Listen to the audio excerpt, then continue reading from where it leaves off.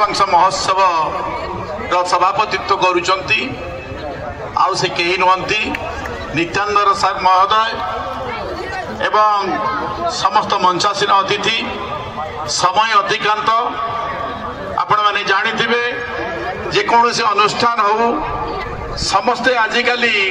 सांस्कृतिक कार्यक्रम देखिया सब उत्सव मुखर तेणु मु आशा करी ए महोत्सव को जो माने आयोजन कर